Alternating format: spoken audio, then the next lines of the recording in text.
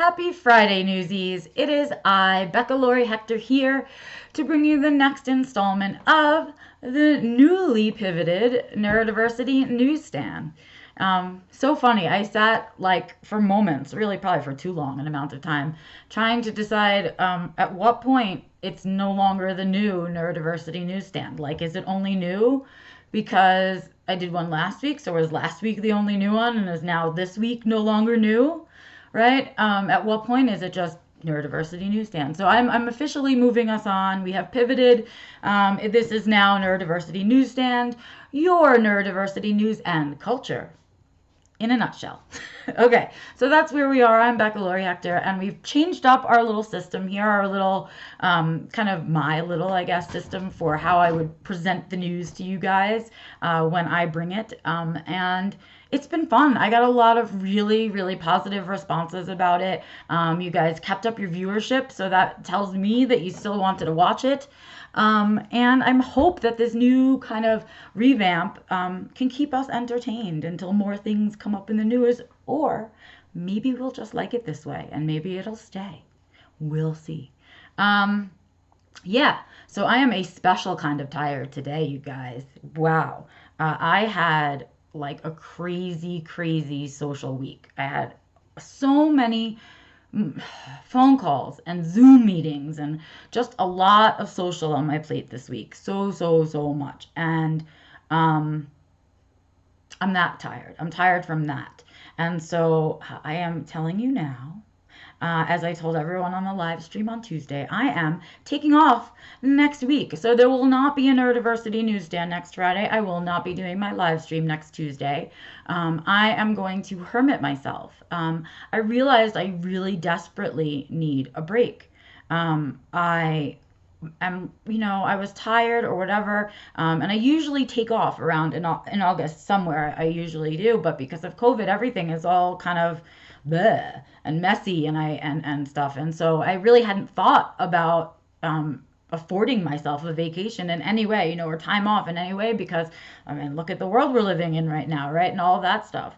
But my body reminded me and my brain reminded me that I very much so need it, that being resilient through COVID and working on the course and doing all of these new things that I've been doing as a result of the COVID pivot, I'm tired and I need a little break. And I don't necessarily need a break from all the work that I'm doing, which is a funny thing, but I really want to explain it to you guys because I had this aha moment about it, right? I do. Autism is my special interest. Neurodiversity, it's one of my special interests. And I enjoy some of the stuff that I do as a part of the work that I do. It is fun and it can be pleasurable and it can bring me joy.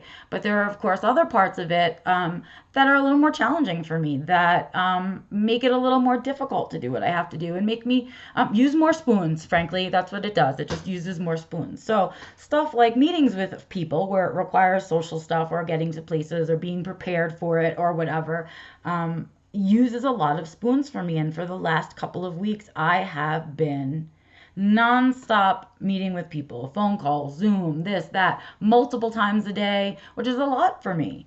And so it's taken its toll and I'm tired. And so what happened was I started waking up and saying to myself I was tired. So I was waking up tired already.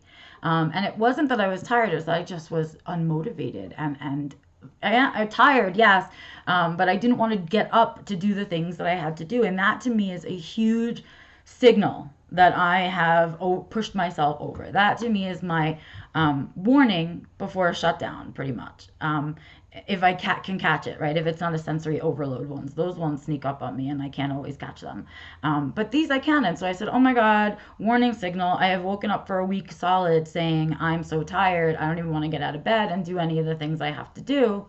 And I used to look forward to them. And so when I caught that mental change, I was like, oopsies, it's time for some time off.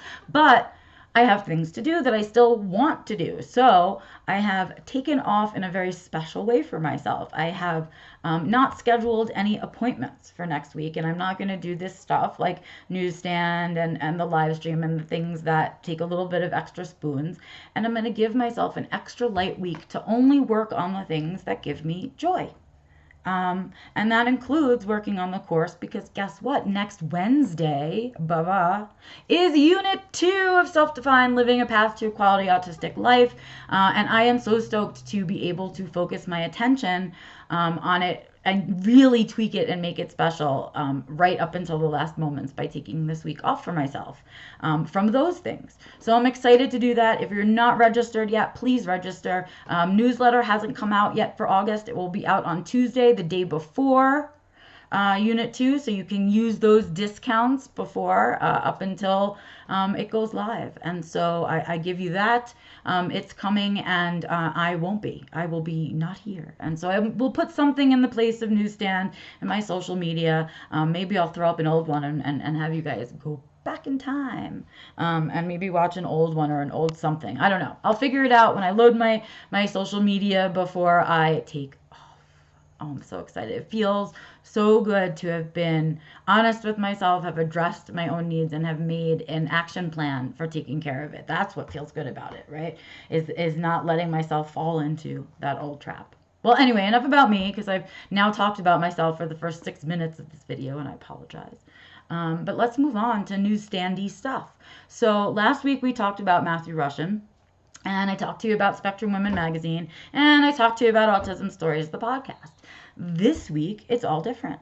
This week, our news story that we're going to focus on for this week is the ADA's 30th anniversary. So for those of you who are not from America, the ADA is the American for Disabilities Act, and it is a really important piece of the American legislature in terms of how folks with disabilities are treated and are allowed to be treated in the United States. And this year, it is the 30th anniversary of the signing of the ADA into law. So it's been all over the news. I'm sure you guys not in America are still seeing the celebrations going on about it and the discussions about it, and have maybe even seen some documentaries about it. Really, really important part of disability history, especially in the United States, and some really important disability advocates that are part of making it happen. And so we are going to focus on the American with Disabilities Act today. Yay! So let's talk about it. The ADA turns 30. Some facts, right? I wrote down some facts for us. It was signed into law in 1990. The goal of it was to increase the opportunity for people with disabilities in workplaces and communities. So kind of to even the playing field a little bit in terms of workplace and in terms of community. And we are still at it. We are still pecking away at this happening. But this is the beginning of it being a very much so public knowledge that we should be treated with equality. So that was the beginning of that. So it affords people with disabilities similar protections as the Civil Rights Act of 1964, which is really important in terms of American history and in terms of our racial history. And amazingly enough, despite that being passed in 1964, here we find ourselves, right? But I digress. Let us not move away from the ADA. Let's keep going. So basically, it prohibits discriminations based on disability. So not being offered a job based on your disability, or not being allowed an apartment based on your disability, or allowed in a place of business or something, right? That is what its job is. It also allows us it affords us the right for reasonable accommodations, right, which is a little vanilla for my taste, kind of a vague way to say it, which helps us in some sense, but also has kind of limited what those accommodations can be, because it's so vague. How people interpret it, how people interpret reasonable is varied, right? I asked for reasonable accommodation of working remotely from home, and that was not considered reasonable. However, I don't know, post-pandemic world, very reasonable. Anyway, so that's one of the pieces of it.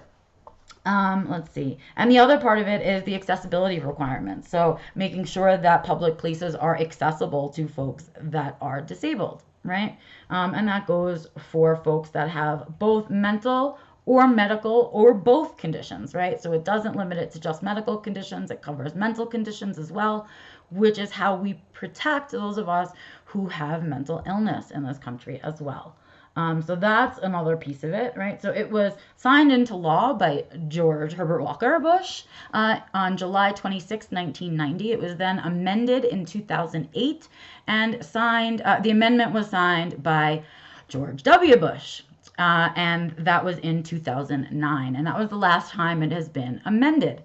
And so we've been going strong. Here we are, come up to the 30th anniversary, right? And as usual, with the 30th anniversary, there was a lot of look back, right? We saw a lot of look back into the history of the ADA, where it came from, who were the important leaders in moving the ADA forward. And from that, we got the Crip Camp documentary, which featured Judy Huemann, who was one of the leaders of the disability rights movement who pushed the ADA into law. Well, into the bill that became law, right? Big, America can't do anything simply. Right, so we got to do it all complicated. But in any case, so there was Crip Camp, the documentary, and from that and the interest in Crip Camp, the documentary, they created Crip Camp, the virtual summer camp, and everyone got to do the summer experience and hear a bunch of our disability leaders talk about the ADA, talk about our place in the country, talk about the disability community as a whole and our future and things like that, and our numbers, which are huge.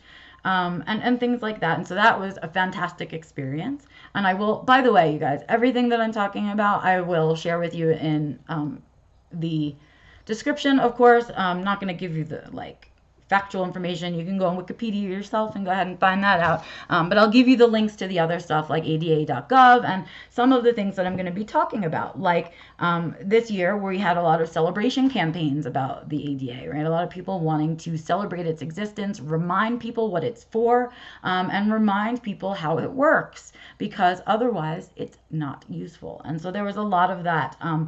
The Department of Labor in particular here in the country did a "What Can You Do" campaign. Like, what can you do to support the ADA? What can you do to move it forward? And so I will give you that link because you can still participate in all of that stuff. And let's see, what else did I say? Oh, so there was also a great article in New York Times, which was a transcription of an interview with Judy Huemann herself, right? And oh, I forgot to add that, but I will add that. Hold on one second. Immediate decision in the middle of all of this. Oops. Okay. Being Human, Judy's book. I will also give you the link to Being Human in the description, but it is fantastic. If you're an advocate, you should read it. If you want to be an advocate, you should read it. This is where advocacy comes from. So this is Judy's book, and that also came out this year. And with Crip Camp. And then you have this article in the Times, and it was called "What Does the ADA Mean to Me?" And it's a really fantastic piece about what it was like for Judy to go through this process and where in her heart and passion the ADA lies. So it was a really beautiful article, along with the Crip Camp doc and all of the things that we were seeing sort of celebrating the ADA, which was really beautiful. Then we also had some themes kind of come up with the ADA turning 30. Interestingly enough, we had some current time themes, and the ADA was absolutely on the tip of our tongues, even though it's been 30 years just this year. For example, COVID brought the ADA right into our faces, right? With the face mask exemption cards, and can people be exempt from the face masks? And does the ADA protect that? And does that mean that people don't have to say why they're not wearing a mask? And all of those things surrounding the mask controversy with COVID, the ADA was the place to go to solve that problem, right? That was where the decisions were being made from that law. And so it's important that we remember that even today, even as we're living through this pandemic, the ADA is being used and is an important part of how we are making current decisions, right? Some other stuff, some other themes that came up. We had a lot of calls for commitment from the business community in terms of employment, right? And really pushing inclusion, right? And sort of demanding inclusion in our workplaces, and and the supportive inclusion from the CEOs running these businesses. There were a lot of calls to action on that front. Share a little article with you on that one as well, because it was interesting. It's interesting to see the ADA turning 30, and that meaning we're still asking for equality in the workplace 30 years later, right? Interesting, really interesting to be looking at it that way. And another theme that came up with the ADA's birthday was digital accessibility, right? Some of the ADA covers our accessibility needs and covers accessibility in public places, etc. And those accessibility needs now reach into the digital front, right? It's now, we do so much virtual, especially now with COVID, right? That tech has to be accessible.